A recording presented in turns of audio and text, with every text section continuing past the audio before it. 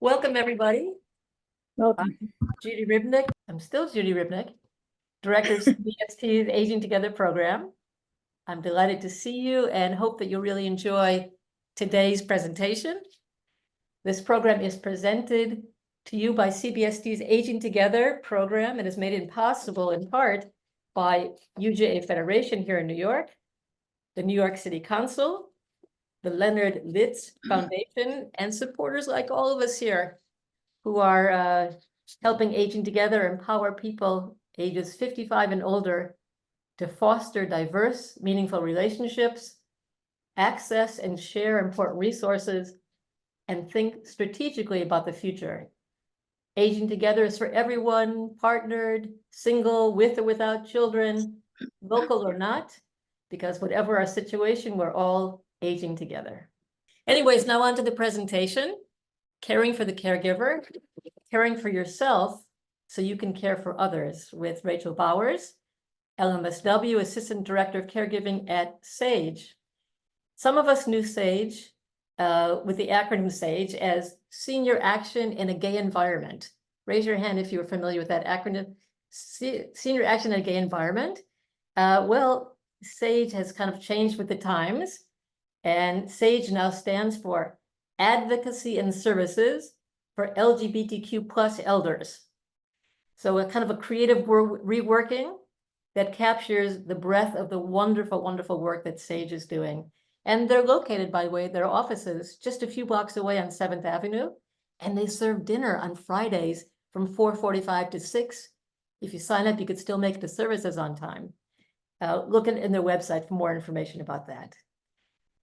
Founded in 1978, a few years after CBST's founding, SAGE is also a legacy LGBTQ plus organization like CBST. And as their website states, SAGE has, quote, worked tirelessly on behalf of LGBTQ plus older people. If Rosemary, you drop SAGE's link in the chat, I would love for people to look at it a little bit later. They do such great work. There's a lot of ways to be involved also with SAGE. And CBST has collaborated over the years many times with SAGE, and I'm glad that we're continuing that tonight with Rachel's presence. I want to share a few words about Rachel Bowers, our presenter tonight. Rosemary is going to put her bio in the chat. And briefly, Rachel tells us about herself. She's an LMSW, and she's currently the Assistant Director of Caregiving at SAGE, supporting older adults and their caregivers. They have previous experience working with older adults at both Self-Help's Holocaust Survivor Program and Dorot's Intergenerational Programming, both great organizations, and how fantastic that she's now with SAGE. Before we begin the presentation, a last word. Our presenters will take questions at the end of the presentation. So if you have comments to put in beforehand, those will go directly to the host. But if you can hold them and raise your hand during the Q&A at the end, it'll be a little bit easier for our moderators to entertain your questions. Anyways, we welcome you, Rachel, to CBST's Aging Together. Thank you so much for joining us. Thank you. Thank you for such a lovely introduction, Judy. Okay, Aura, Rosemary, whenever you're ready, can put the slides up.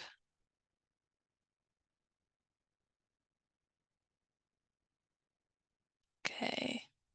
So Judy gave, a nice introduction to SAGE. Just to add a little bit more, for 40 plus years, SAGE has worked tirelessly on behalf of LGBTQ older people. SAGE is more than just an organization. It's a movement of loving, caring activists dedicated to providing advocacy, services, and support to older members of the LGBTQ community. We do that in several ways here in New York City and in South Florida as well. We have our older adult centers, which we have in Manhattan, Brooklyn, Harlem, and the Bronx, as well as case management services and our caregiving program, which I'll go into more detail about later on in the presentation. Okay, Rosemary, sorry. So caregiving is emerging as an increasingly important area of focus, and people are seeking effective ways to support the growing caregiver population. As people age, their needs may become greater and their abilities may start to decline. In the event of a serious health problem, the onset of dementia, or other debilitating circumstances, care may be needed as much as 24 hours a day. Though long-term care facilities may be an option, most people prefer to age in place, meaning they want to remain in their homes and communities for as long as they can. In most cases, this is made possible by the assistance of caregivers. Okay, Rosemary. So a little overview of what we're going to go over today, right? And you can move on. So to get us started, I want you to just take a moment and think about who is a caregiver. That might be a friend, it might be a relative. There are all sorts of caregivers that we have in our lives. Okay, Rosemary. Actually, Rachel, go back 2 slides and just read what the overview is for today, and some people can't visually Yeah, see. of course. Thank you. Yeah, so today's agenda, we're going to go give an overview of caregiving, look at 4 types of caregivers, look at caregiving burden, and then specifically at LGBTQ caregiving, looking at some case studies of LGBTQ caregivers, caregiving in the LGBTQ older adults, and 3 types of caregivers. And then we're going to look at 7 tips for effective caregiving. Okay. So caregiving is the act of providing physical, psychological, and/or emotional assistance to another person, typically for an extended period of time. As a note, the term caregiver is sometimes used to refer to professional care providers, such as home health aides or nurses.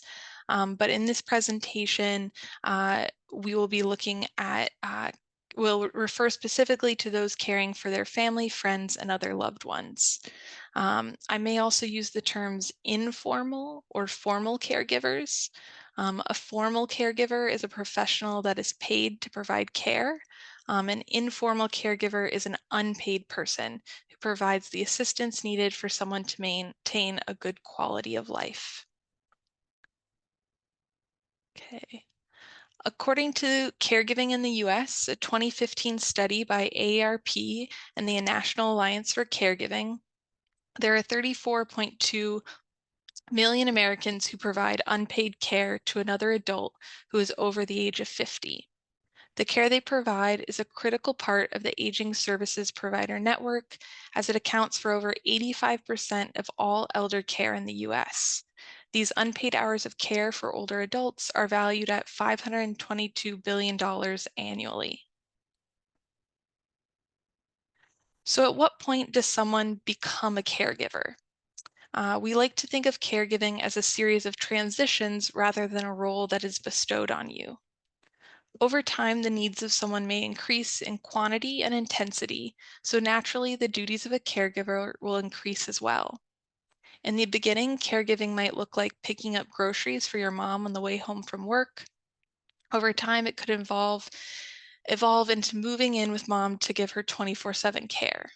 The visits become less about catching up and spending time and more about cleaning, cooking, and taking care.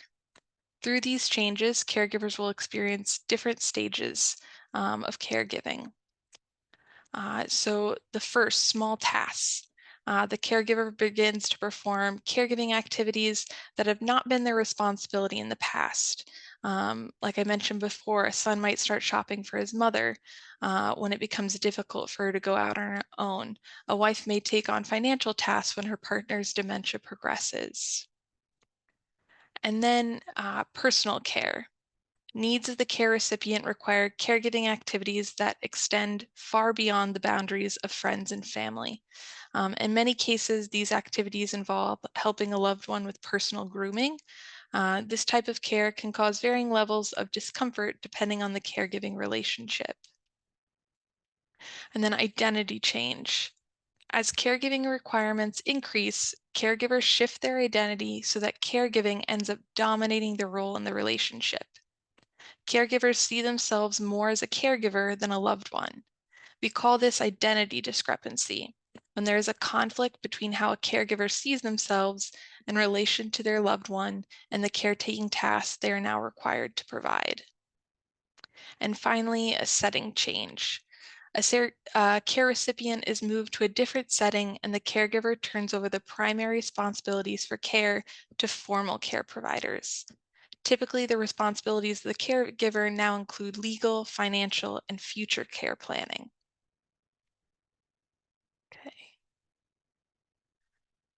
Most people will experience caregiving as an important, meaningful, yet challenging role. It is very common for caregivers to feel stressed or overwhelmed, especially as they try to balance caregiving with other aspects of their lives, such as work or raising children. Many caregivers neglect their own wellness while they are busy caring for another, skipping their own doctor's appointments, giving up time with friends, decreasing their exercise, sleep, or relaxation time.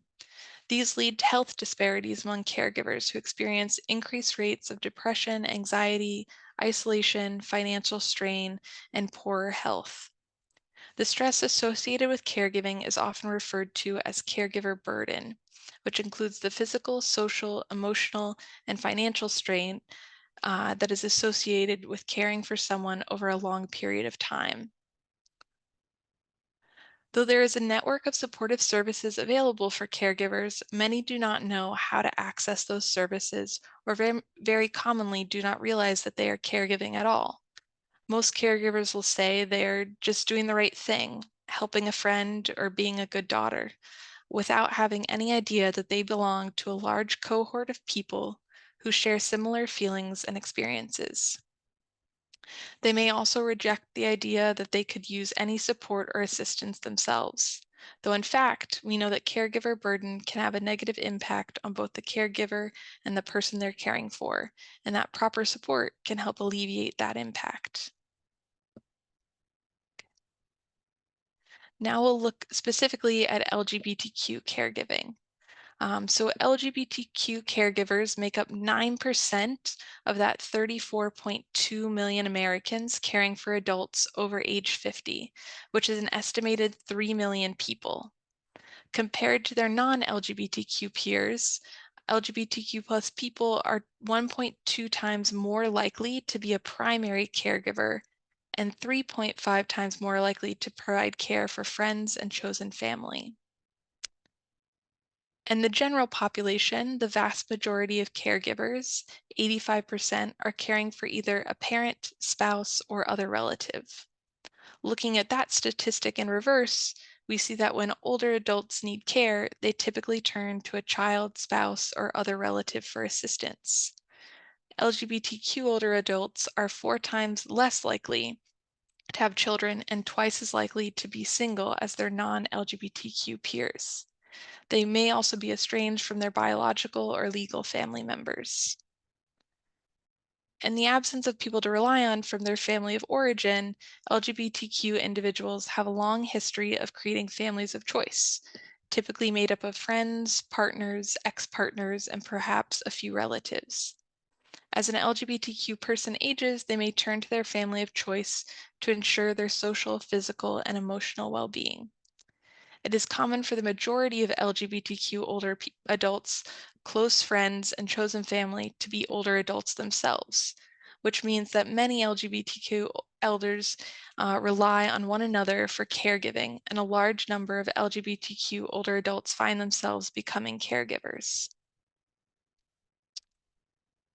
When we talk about LGBTQ caregiving, we are referring to 3 primary groups of people, each of which has its own unique challenges and experiences.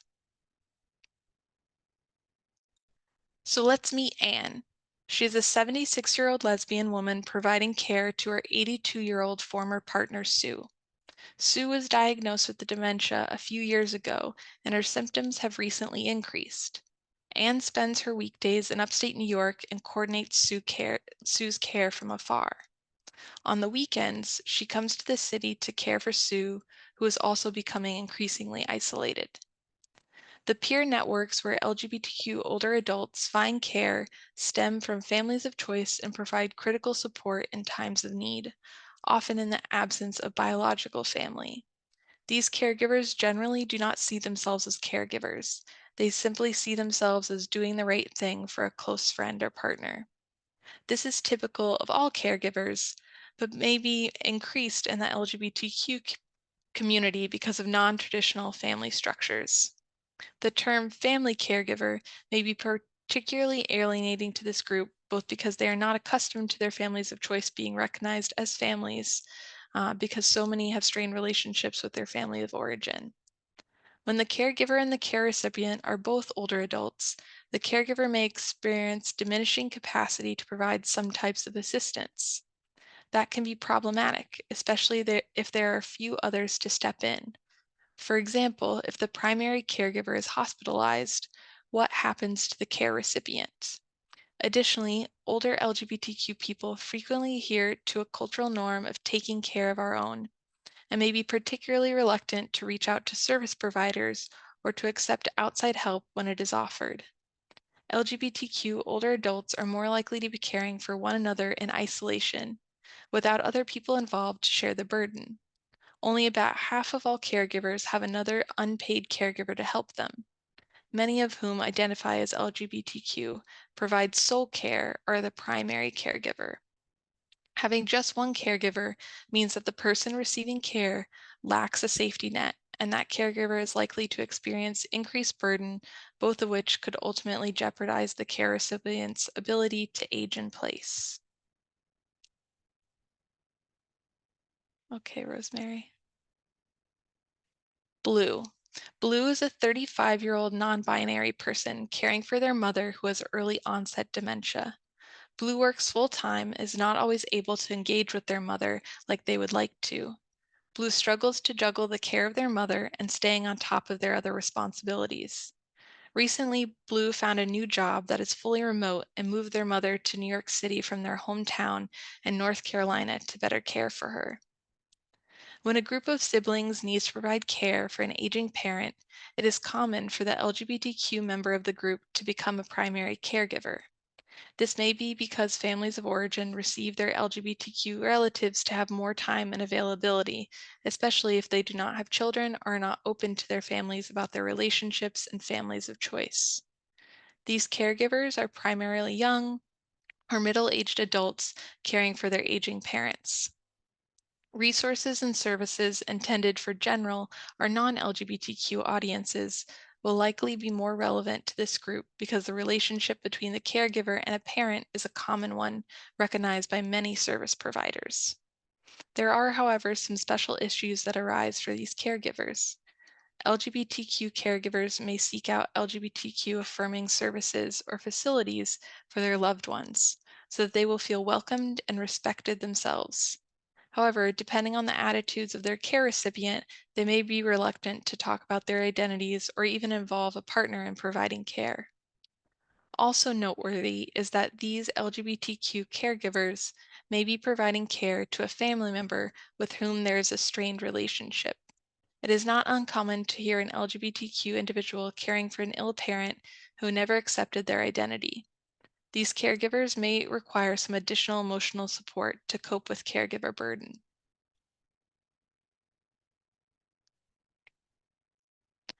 Lewis is a 36-year-old straight man who has been living in his building for the past 15 years. He has become friendly with his neighbor Arthur, who is 92 and living a few floors above him. Arthur has lived in the building for 50 years and wants to remain at home, but he has limited caregivers available. Lewis started helping Arthur out with small tasks like grocery shopping and keeping track of appointments. Recently, Lewis has stepped into a more formal caregiving role as Arthur's CDPAP aide after he lost his job. And CDPAP is a program through Medicaid where you can appoint a family or friend to be your aide. So lastly, this non-LGBTQ people caring for LGBTQ older adults may personally feel welcomed in a wide variety of organizations and have other supportive resources for their own well-being. However, when seeking resources for their care recipient, they may be surprised to find limited LGBTQ specific or openly affirming services. Because LGBTQ older adults are often quite isolated, an observant neighbor, acquaintance, or distant relative may be the one who calls an aging service provider to seek help for that person. If they know the individual is LGBTQ, they may seek assistance locating an LGBTQ program to help from the local community. It should be noted that these non-LGBTQ caregivers provide access to some of the most isolated members of the LGBTQ aging community. Okay, so now we've learned about caregiving. Um, let's look at 7 tips for effective caregiving. You may be thinking to yourself, how can I focus on my needs when I hardly have enough time to breathe? Caregiving can lead you to neglect your physical, social, spiritual, and emotional health. Whatever the case, ignoring your own needs can lead to health problems, isolation, and disruption in your usual relationship. It's okay and necessary for you to care for yourself. Yes, great self-care is anything you can do to care for yourself on a daily, weekly, or monthly basis. This can be as simple as having a silent cup of coffee in the morning or meal prepping for the week. Self-care will vary based on what particular stressors you have and what works best for you. Today, we're going to look at some broader topics of self-care that will provide you with a variety of tools and resources you can pick and choose based on your needs. So first, know what resources are available to you. There are lots of city and nonprofit programs available to you as a caregiver.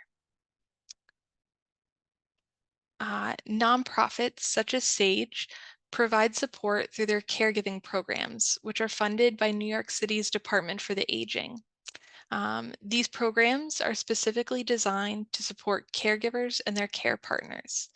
When you join a caregiving program like SAGE's, you're assigned a case manager and have access to caregiver trainings, support groups, counseling, and some financial support.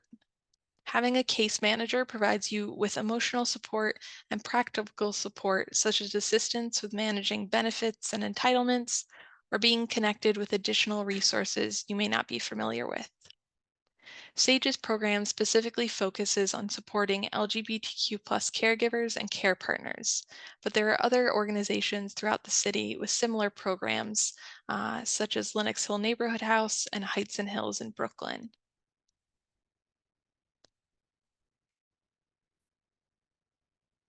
Uh, Privately, there's also geriatric care managers. Um, and Rosemary, you can move forward on the slides. Perfect, thank you. Uh, Geriatric care managers or aging life care specialists. These are people who are usually licensed nurses or social workers trained in caring for older adults. They act as private advocates and guides for family members who want to ensure their loved ones are in the best hands. Their services typically include evaluating and arranging for and monitoring hired caregivers, such as home health aides, coordinating medical appointments and arranging transportation, identifying social services and programs that could help the care recipient, making referrals to financial, legal, or medical professionals and suggesting ways to avert problems, explaining complex or difficult topics to care recipients and their families, creating short and long-term care plans that could include assisted living or a rehab center, acting as a liaison to families who may be hundreds of miles away, answering questions and addressing emotional concerns of caregivers and their loved ones, and arranging for relief or respite care for stressed out caregivers. And we'll get further into respite care too. These services are very similar to what a care manager and a nonprofit would provide. However, private geriatric care managers typically have smaller caseloads, um, so they can provide more specialized care services. They range in price, but there is typically an initial assessment fee and then an hourly rate. Okay. Friendly visiting and telephone reassurance programs. These can be an excellent and free resource to you and your care partner. These programs match volunteers with older adults to connect and build a relationship. Usually visits are once a week for about an hour, but that depends on the program. Depending on the program, friendly visitors can also provide support with small errands, like running to the store or picking up a prescription. Uh, Telephone reassurance programs work similarly as friendly visiting, but instead of in-person appointments, friends talk over the phone. This is a great way to get a break as a caregiver, because now there is a designated hour where supervision is being provided to your care partner. That hour can be yours to rest or check some things off your to-do list. These programs also provide an additional social outlet. Sometimes caregivers become the only point of social connection with an older adult. With a friendly visiting program, the burden of providing constant social stimulation can be lessened. Some programs in the city include SAGE, CBST's HESED program, Visiting Neighbors, DeRote, Heights and Hills, again, which is located in Brooklyn. To find programs outside of the city in your local area, you can try reaching out to your local area agency on aging, which is a nonprofit agency designated by the state to address the needs and concerns of all older persons at the regional and local level. It's typically a generic term, so there might also be a specific name for your area agency on aging. Okay. Meal assistance. So using a meal service is another way to take some things off your plate as a caregiver. Many people are familiar with Meals on Wheels, which provides meals to older adults, but there are other meal services in the city, including God's Love We Deliver, which provides free meals to folks living with a chronic condition and their family members if needed. Their meals can also be put in place for a short period of time, say right after a hospitalization. And transportation. So transportation assistance can be provided to you and your loved one through New York City's Access-a-Ride program. The service costs the same as a subway fare, but provides accessible transportation to those who cannot take buses or subways anymore. They also have a program that will reimburse you taxi fare if you qualify for services. So instead of waiting for an Access-a-Ride specific vehicle, you would schedule your ride and then take a taxi to your destination.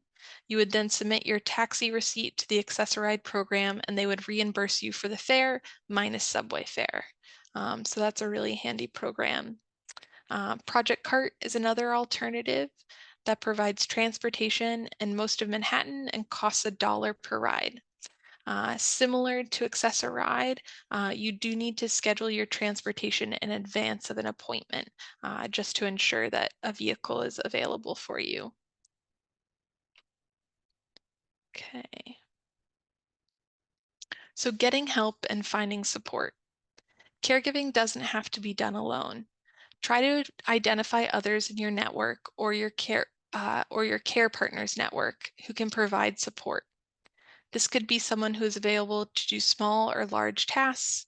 You don't have to ask someone to provide the same level of care you may be providing, but to assist with smaller tasks to make your life a little bit easier. Maybe this is a friend who can pick up prescriptions, a neighbor who is willing to check in once a week or take in a grocery delivery, or a family member who is willing to give you a night off once a month. It may be challenging to let go of some of these tasks and let others help, but just because you can do everything doesn't mean you should do everything. When you accept help from others, you're building your care team. Organizing a care team can be challenging, but a resource such as the Care Team Calendar can help. A Care Team Calendar is a personalized online tool to organize family and friends who want to help with caregiving. This makes it easy to share activities and information with your care team. You can post items for which assistance is needed, and care team members can sign up for specific tasks. Some examples are Lots of Helping Hands, Caring Bridge, Caring Village, and Care Zone.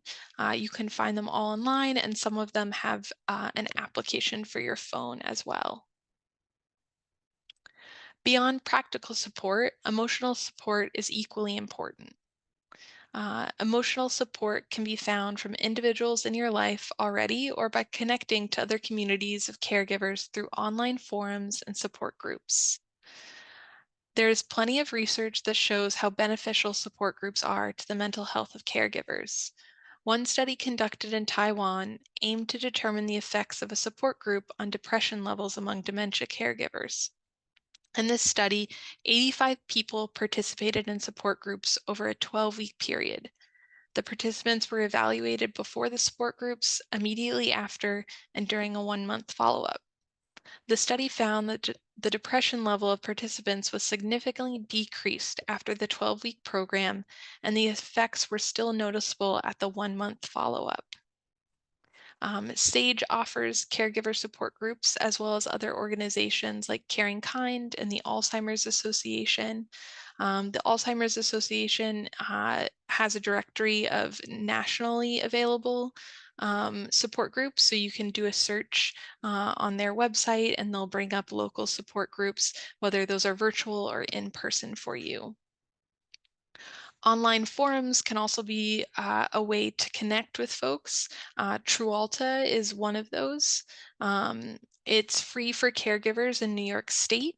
It's funded by the state, and they have drop-in caregiver support groups. So it's not at a regular time. You can log in whenever you might need some extra help and do one of their drop-in groups. Okay. Use relaxation techniques. Another great way to reduce stress is through relaxation techniques. These techniques are designed to help invoke the relaxation response, which is the opposite of the stress response. It's a state of profound rest that can be elicited in many ways. With regular practice, you can create a well of calm to dip into as the need arises. Following are 5 relaxation techniques that can help you evoke the relaxation response and reduce stress. Rather than choosing one technique, experts recommend sampling several to see which one works best for you. Try to practice for at least 20 minutes a day, although even just a few minutes can help. But the longer and more often you practice these techniques, the greater the benefits and the more you can reduce stress. So we'll take a look at the first one, breath focus. It's a simple, powerful technique that can take, where you take long, slow, deep breaths, also known as abdominal or belly breaths. As you breathe, you gently disengage your mind from distracting thoughts and sensations. There are a variety of different kinds of breath focus activities. One is called box breathing, and I thought we could all do it together. I've got a handy little GIF there that also demonstrates why it's called box breathing. It's helpful to think of that in your mind as you're going through the activity. But if everyone wants to start with me, you'll breathe in for 4. 1, 2, 3, 4. Hold for 4, 2, 3, 4. Breathe out for 4, 2, 3, 4, and hold for 2, 3, 4.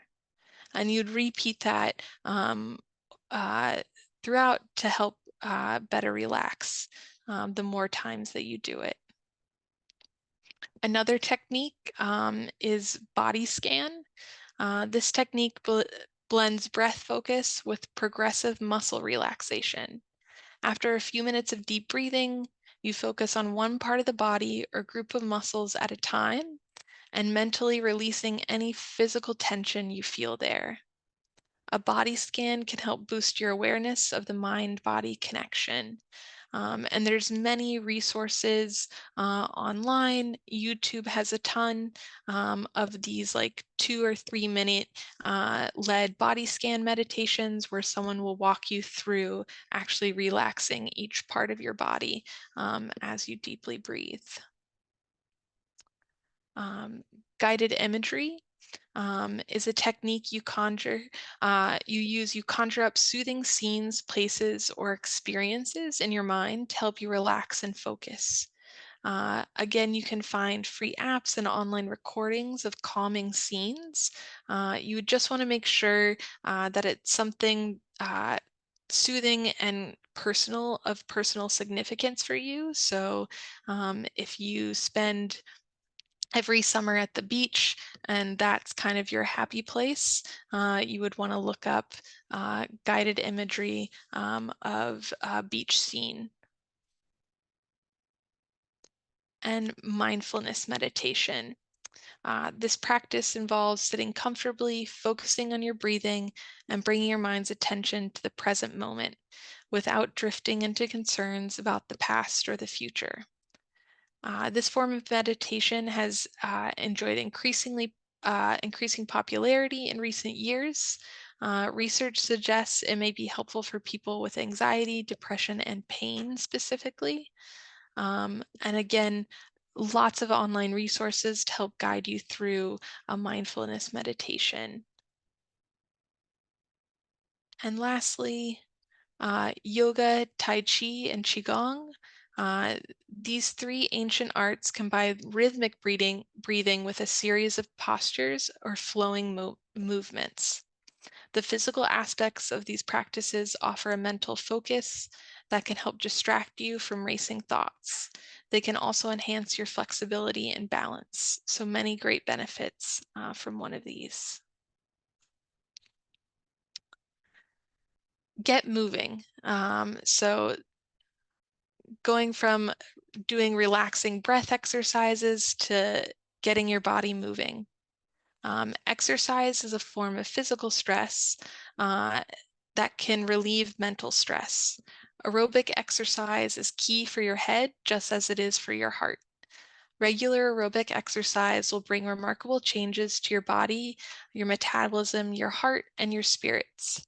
It has a unique capacity to exhilarate and relax, to provide stimulation and calm, to counter depression and dissipate stress. It's a common experience among endurance athletes and has been verified in clinical trials that has successfully used exercise to treat anxiety disorders and clinical depression. How can exercise contend with problems as difficult as anxiety and depression? Well, there are several explanations, some chemicals, other behavioral. The mental benefits of aerobic exercise have a neurochemical basis. Exercise reduces levels of the body's stress hormones, such as adrenaline and cortisol. It also stimulates the production of endorphins, chemicals in the brain that are the body's natural painkiller and mood elevator. Endorphins are responsible for the runner's high or for the feeling of relaxation and optimism that accompany many hard workouts. Almost any type of exercise will help. Many people find that using large muscle groups in a rhythmic, repetitive fashion works best. Call it muscle meditation, and you'll begin to understand how it works. Walking and jogging are prime examples. Even a simple 20-minute stroll can clear the mind and reduce stress. But some people prefer vigorous workouts, and the same stretching exercises that help relax your muscles after a hard workout will help relax your mind as well. The hardest part is always finding and taking the time.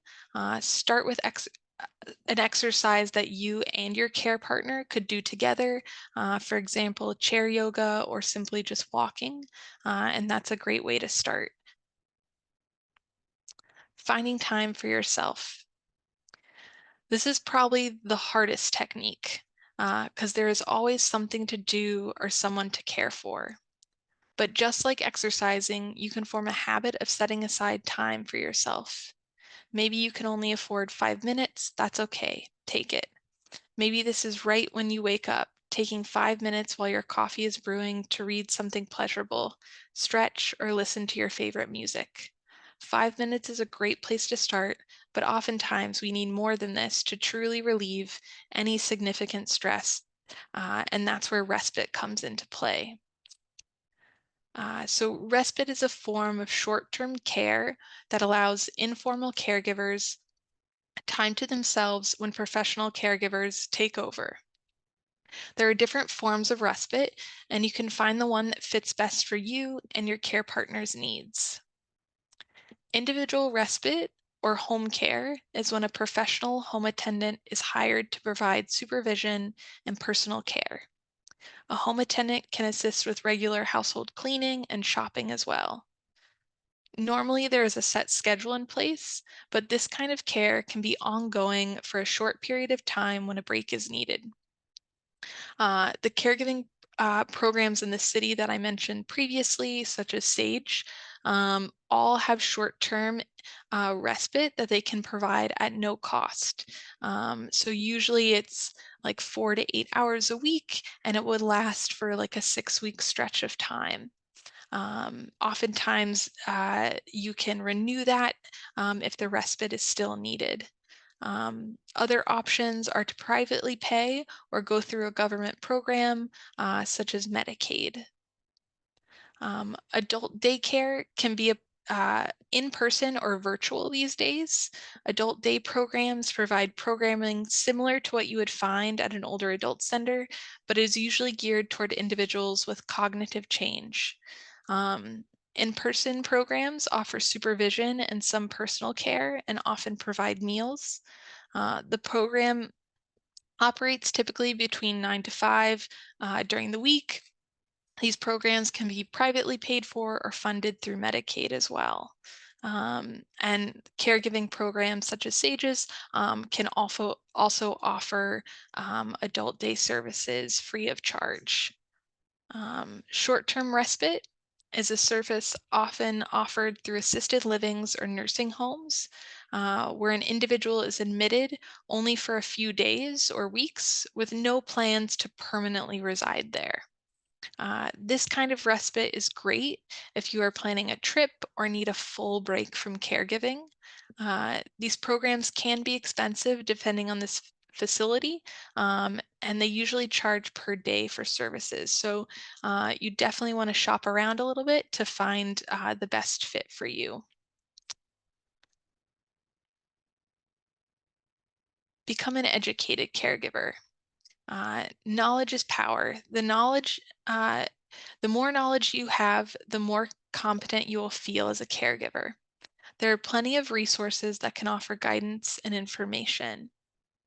If your care partner has a specific diagnosis, learn all you can about the diagnosis and its progression. This will give you a better understanding of what to expect and how to plan. Organizations like Caring Kind and the Alzheimer's Association can provide you with lots of materials around dementia. The Parkinson's Foundation and its many chapters also provide great resources. There are also practical skills to learn, like how to assist someone with bathing or transferring out of bed. Uh, Tralta, which I mentioned before, for kind of their drop-in caregiver support groups.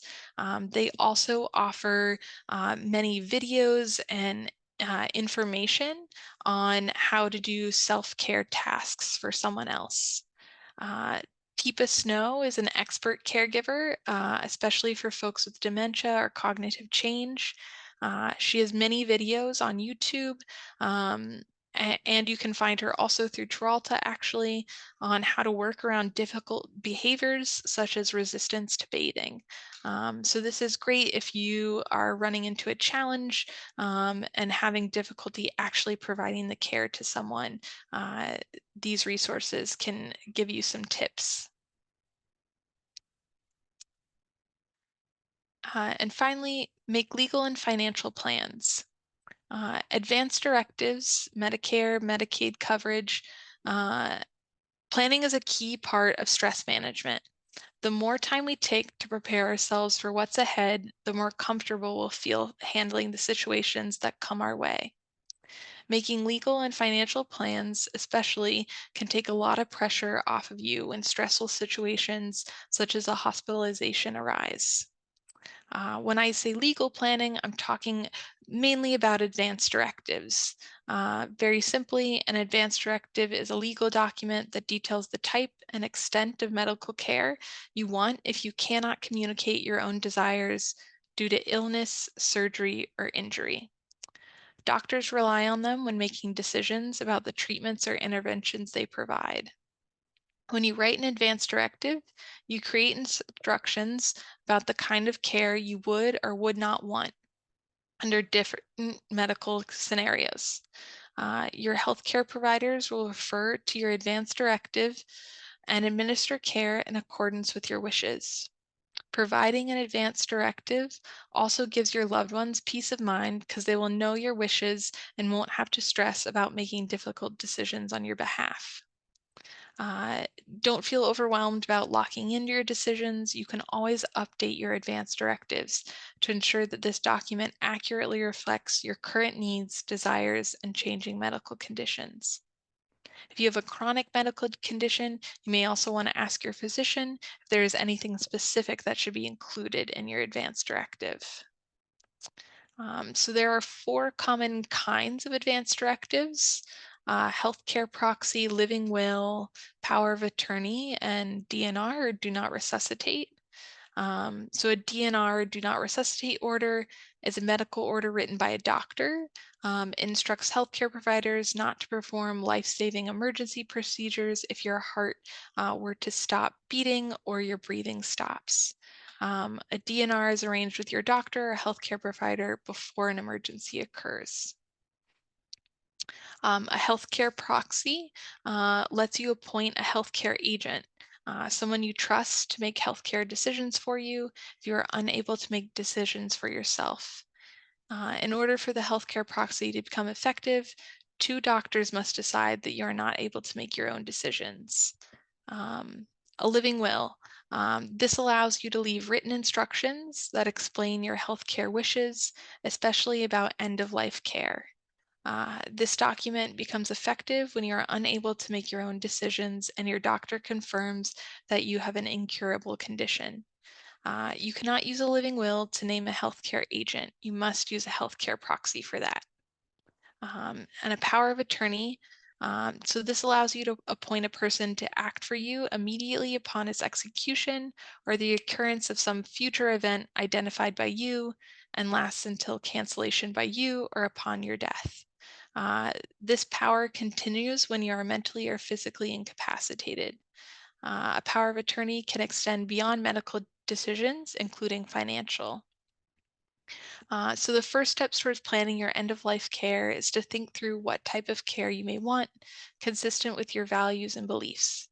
Discuss your wishes with your doctor, your family, and loved ones. Um, it's important for caregivers to discuss these wishes with their care partners, especially if there is a diagnosis that can cause cognitive change. These discussions can be challenging, but are important for both of you to be on the same page. What Matters is a great initiative of the New York Jewish community that is focused on advanced care planning. It enables, empowers, and encourages individuals to think about, plan for, and take steps to ensure that their healthcare wishes will be known, respected, and honored. Guided by trained volunteers, during the session, you will find out what a healthcare agent is and how to select one, learn the importance of documenting your wishes and how to do it, see what Jewish traditions and teachings have to say about planning for end of life, and have an opportunity to ask any questions you may have. This information is available through CBST Advanced Healthcare Planning for CBST members in the United States and the Schomer Collective, which offers this information nationally. Financial planning is equally important. Who and how will bills be paid? What assets do you have to pay for care? These are all questions to discuss before an emergency arises. A power of attorney is a great tool to have in case you need to step in and take over financial management. A power of attorney will allow you to access bank account information, write checks, make deposits, pay bills, enter a safe deposit box, and pay taxes. A power of attorney is a powerful tool, but it can take some time for a financial institution to review and accept them. So definitely wanting to get those in front of your bank early on is helpful because of the processing time. And depending on your bank, there may also be additional forms that they need completed to grant someone full access. A power of attorney has its limitations too. For instance, the Social Security Administration does not recognize a power of attorney. Instead, you need to go through their process and become someone's representative payee. This involves making an appointment with your local Social Security office to complete the interview and the application. Um, discussing financial plans for care is good to have early on to have a full picture of what formal caregiving options are available to your care partner. Can you afford to pay privately for respite care, or could you qualify for Medicaid? Uh, is there long-term care insurance you can access? There are many ways that allow older adults to qualify for Medicaid, especially with some planning. You can speak with a social worker or attorney that specializes in Medicaid to get a better idea of how you may qualify. And you can go on, Rosemary. And that concludes our 7 tips. Do folks have questions? Thank you, Rachel. Aura Yep. and Julie are gonna help us with the questions. Alton, you have a question.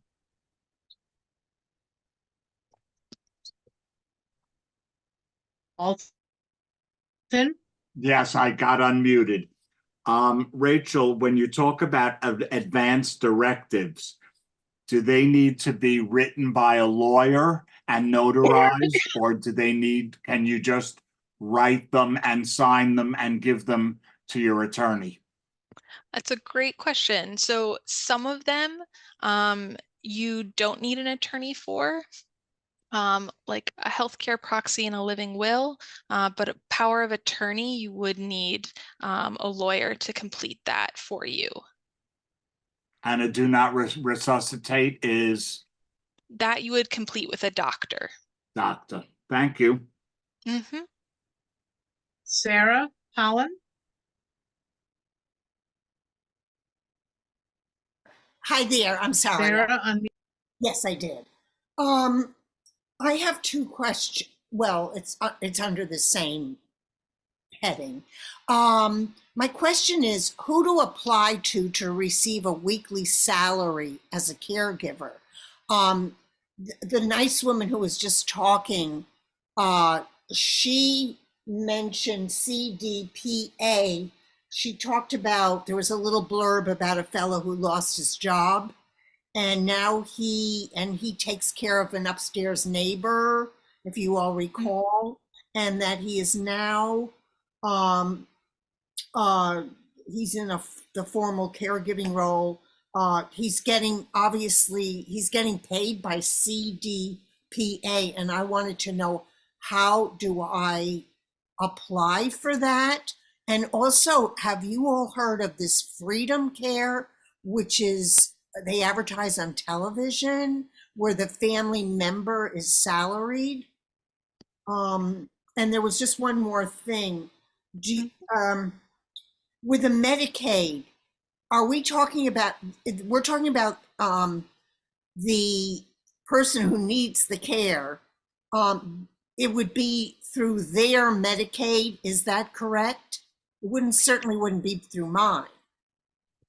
Correct. Okay. So the CDPAP program, CDPAP, I cannot unfortunately tell you what that stands for, Okay. but that program is a Medicaid program. Okay.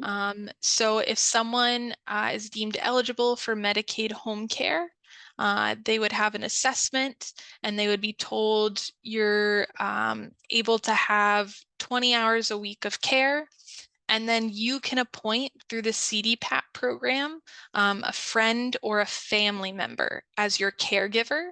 instead of going through like a home health care agency who would provide a professional caregiver, in this case, you're allowed to have a lot more say in who that caregiver is. Well, I'm the caregiver. I'm the caregiver. So I want to know how I'm caregiving for someone, and Mhm. I'm really need some money.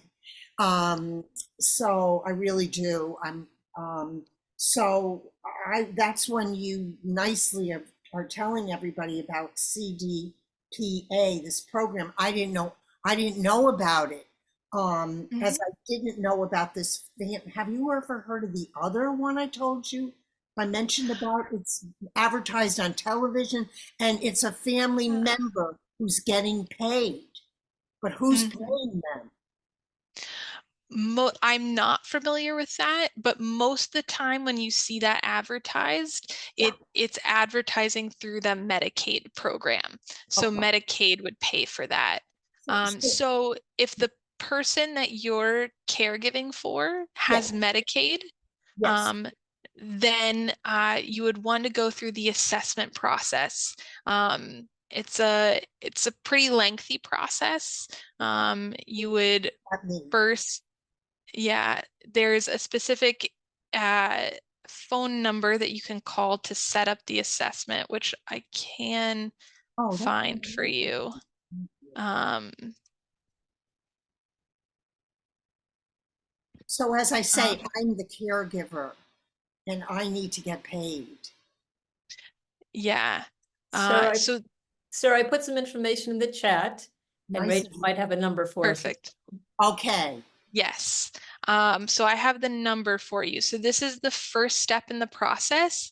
It's just seeing if your care recipient is eligible for home care. So the phone number you would call to schedule the assessment Great. is 855 855 222 222 8350. 2350. Okay, I'll call them tomorrow and try to get the ball rolling. I hope it's not going to be some outrageous, waiting for months or going through so much red tape, and I hope not. So a general overview of what the process looks like is you do that first assessment, Okay. and then you're deemed, yes, you're eligible for long-term care, or no, you're not. So say you get that yes, Okay. then you choose what's called a managed long-term care plan. Okay. And they do their own assessment, and that's how you get the number of hours you're eligible for. So they would tell you you're eligible for 20 hours a week, and they're who you would do the CDPAP program through. And they would be able to walk you through any paperwork that's needed to get you registered as a CDPAP. Okay. 20 hours Okay. a week. We're talking 24/7. So, Can we need to move this along a little bit? Sorry. Yeah, so this presentation is, I guess, focused on Sage and what Sage offers. There are certain services that it looks like Sage offers, but then there are a bunch of other services you might, or agencies, nonprofits, etc., you might turn to for the same or similar services.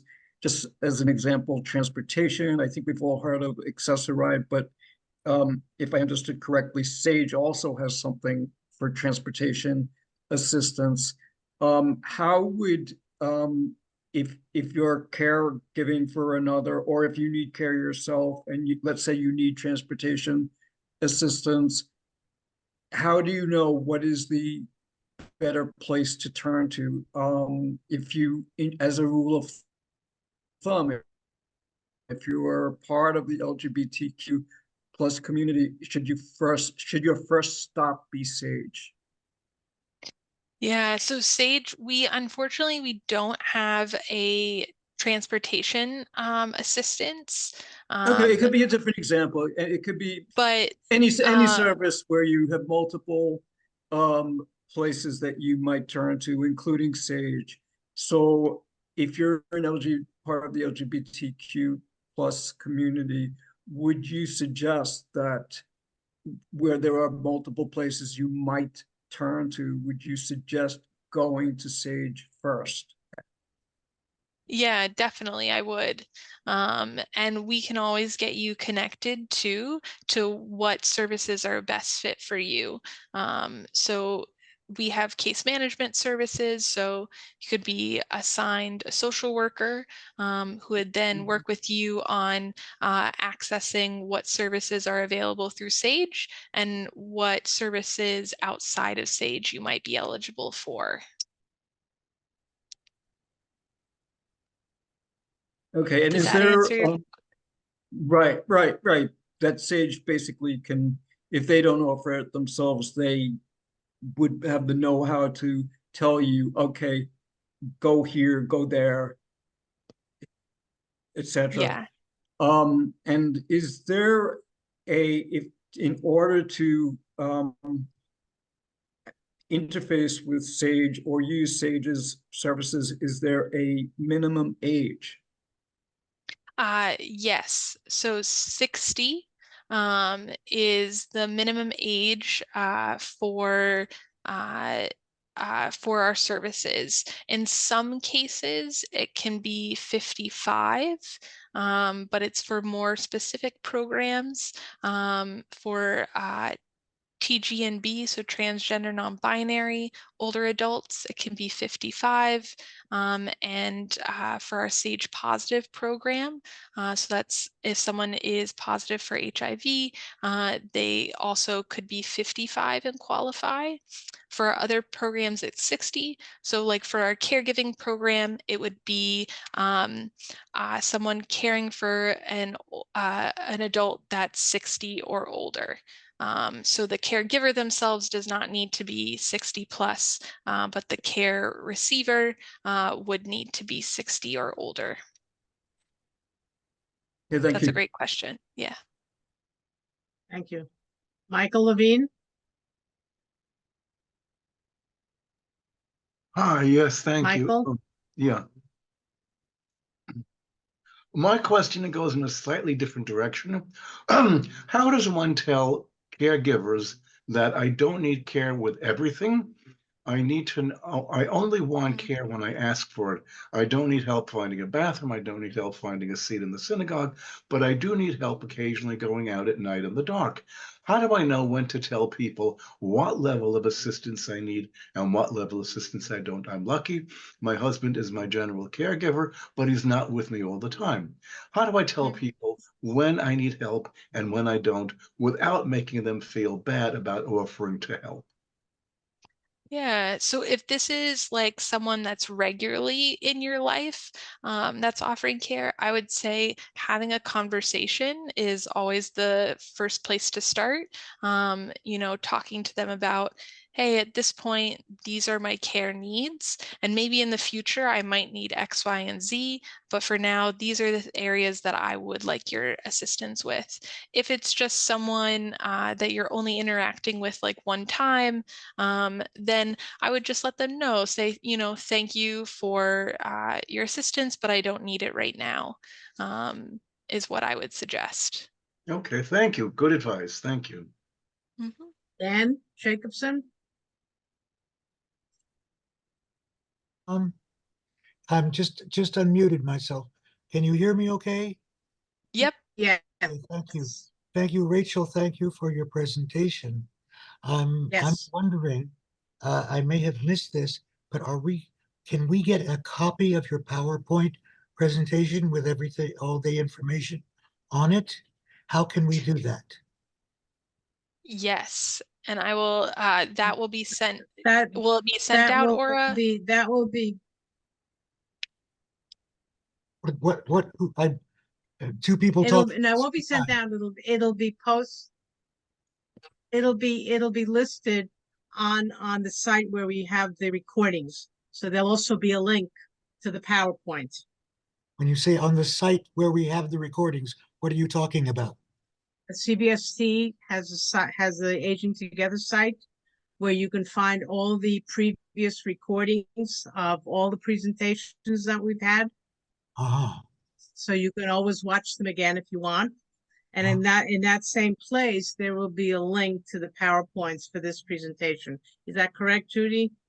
That's correct. Rosemary just put the link for the newsletter landing page from the CBST website in the chat. So look in the chat. I see it. I send a newsletter from Aging Together out approximately every 2 months. And Yes. we include the recordings and the PowerPoint presentations in the newsletters as well. Okay. Thank you, Dan. Thank you. Thank you. Thank you. Alton? 2 items. Number one, I think everyone needs to be made aware that Medicaid is an income-based program, and it's the income of the recipient, not of the caregiver. So you need to have a fairly low income, but the exact amount, of course, I have no idea. The other thing I would suggest is if you have a senior center near where you live, you might go in and ask the director or someone in the administration of the senior center how to go about accessing any program you need for a care recipient. Thank you. Thank you. Judy? Thank you, Aura.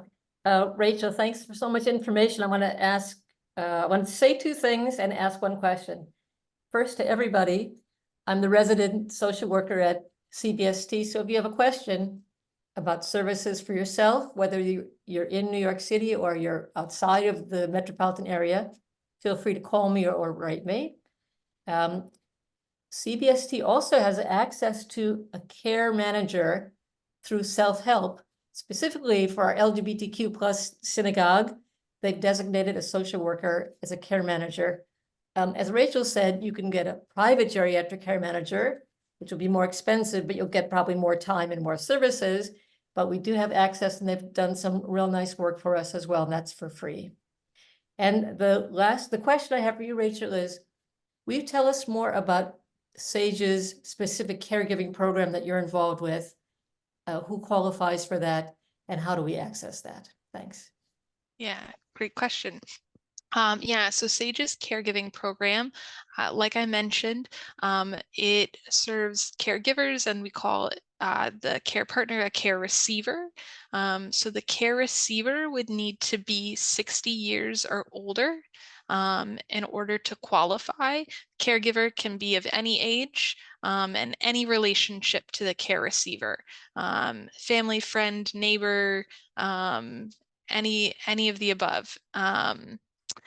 And then the services that we provide, so you would be matched with a social worker. So you'd have a care manager as your social worker, and they can provide supportive counseling. They can provide access to benefits and entitlements. So say you wanted to apply for Medicaid, they can assist you with an application like that, as well as other city programs. We have caregiver trainings. So we do trainings on a variety of different topics that are relevant to caregivers. We did one on mindfulness meditation.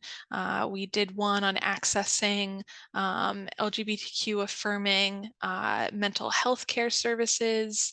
So a variety of topics. And then we have our caregiver support groups. Currently we are running 2 of them, and we have space for more folks. So if you're interested in that. And then finally, we have 2 financial programs. So one is our respite program. So we can pay for respite care for folks. Usually, like I mentioned, it's about 4 to 8 hours a week. In some cases, we can do more. It just kind of depends case by case, but typically 4 to 8 hours a week. And we do it in like 6-week stints. So you'd be granted the respite for 6 weeks. And then at the end of that 6 weeks, if the respite is still needed, then we could re-up that basically. So it's not meant for like a long-term home care solution. It's really meant as that respite relief for the caregiver. And then the second financial program is, we call it supplemental, but basically we can provide financial assistance for medical equipment. So that could be cane, walker. We've helped someone buy a hospital bed before. Could be incontinence supplies, all sorts of things that we help and provide financial assistance with. Rachel, that is pretty amazing. How do we access that? Can you put in the chat an email and a phone number? Yes. So let me pull up. So how to access, you can either email me or I will give you the phone number for our care management line. So let me. Actually, I can put it in the chat, Rachel, if you tell me what it Oh, is. yeah. I'll Put it in. Yeah, it's 212 Okay. 741 12741. 3590. And that's for Sage's caregiving program. Yep. So it's we call it our care management line, and someone is manning that line 5 days a week. So when you call, they'll take down some information. They'll note that you are interested in the caregiving program. And then on our weekly meetings, we meet on Thursdays, you would be assigned a social worker. So it takes us about a week or so from the time you call to get you assigned a social worker, just so you have an idea of timeline. And Rachel, what's your email? You said we could access you Yeah. that way. It's R as in Rachel, Bowers, BOWERS at Sage, SAGE, USA.org. Okay, I put that in the chat as well. Perfect. Thank you. And did you say, are there any financial qualifications to participate in the caregiving program? No financial qualifications. Anyone qualifies. We don't, it's not necessary for us to know financial information. Wow. Take advantage of that information, friends. It's really, really great. Rachel, in the presentation, you mentioned the local area and aging. And I wanted to say to everybody that while Rachel gave some New York City resources, the area, agency, and aging, if you just Google, put in those words, area, agency, and aging, can help you access information about meals, transportation, and other services for older adults nationally, anywhere in the US. So area, agency on aging, and I think it's called Elder Locate or something like that, Rachel? Yep, Yeah, you're right. Right, but that's a great resource as well. Also to mention that Rachel mentioned the What Matters program to help you with advanced care planning, health planning. We have specially trained volunteers at CBST who can help you with that. If you just put What Matters in the search on CBST's website, you'll find that information as well. Rachel, is there anything that you'd like us to think about in addition to the presentation, which was so thorough and thoughtful? Anything else you think would be helpful for those of us who are caregivers or caring for someone in the LGBT community? Yeah, that's a great question, Judy. I'm trying to think. I think the biggest thing which I talked about is finding that time for yourself. I think a lot of times when you're a caregiver, it's very easy to lose yourself in that relationship. So I would definitely emphasize trying to find that time for yourself. Yeah, that would be my advice. I know there are caregivers on the phone, people have done at least some caring for somebody else. Any tips or suggestions you have for one another? Phyllis, we'll start with you. One of the things I would say, as somebody who was a caregiver in many different capacities, is that people sometimes will say to a caregiver, and just loosely as a friend, you know, if you need anything, let me know. And sometimes it would be really helpful for a person to say, hey, you know what? I'm available this time. Why don't you get out a little bit? I'll do this, or I'm going to bring this over. Because when somebody says loosely, you know, if you need something, let me know, the chances of the person calling, unless they're at dire straits, they're not going to do it. And it feels very different.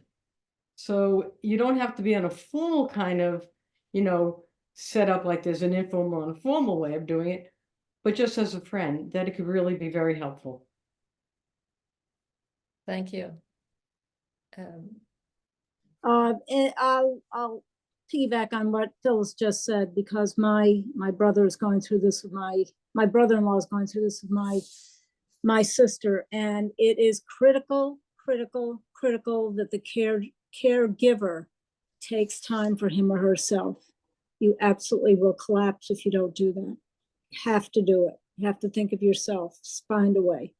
And with these resources, I think we've been shown a good number of ways for the caregiver to cover his or her actions. That's all. Sarah? Yes, with is the respite program part of SAGE? And is it such that, does it mean that they will provide someone else to do the caregiving? I wasn't quite clear about what this respite program is or means. And is it part of SAGE? Yeah, no problem, Sarah. Yes, so respite in general, there's many avenues to receive respite care. SAGE has a respite care program where we pay a professional caregiver to come in and assist with in a caregiving relationship. So that would be someone that's coming from one of the home health care agencies that we partner with. So yes, it would be someone else that would be coming in to take over some tasks like personal care or helping out around the house, going shopping, those sorts of things. And any last suggestions from people who've been in a caregiving role for the rest of us? You know, I can't really, it's hard to give a suggestion, only that I was the caregiver, the power of attorney, I was the whole bit. And it does, and there's a thing that they always say when you're on an airplane, and the first person to put the air mask on is yourself, and then the child or the person that needs it. And I will say to you that, as easy as it may sound to try and get to do this and to take self-care, it is essential to reach out, even if you can't, or to listen to people who keep telling you to stop and take the time. And I was very fortunate to have that type of support. So it's not easy, but you can do it. It's just each person has to come to it at their individual time. So don't stress about that. You'll get there. But thank you, Rachel, for sharing so many ideas and resources with us. Yeah, let's do a shout out to Rachel to help support us, those of us who are involved or expect to anticipate being involved as caregivers in some capacity. And as Stacy reminded us, to help us care for ourselves along the way as well too. Thank you so much, Rachel. Really appreciate it. Again, take a look at, Rachel put in the chat again, if there's a website for Sage where they can find the caregiving information. And thanks to everybody for coming, opening yourself to this topic. I know people have given a lot of themselves in this role or anticipate doing that, but I hope some of this will sink in and offer you some guidance. Feel free to turn to me, turn to Rachel, and let's see if we can help each other out actually along the way.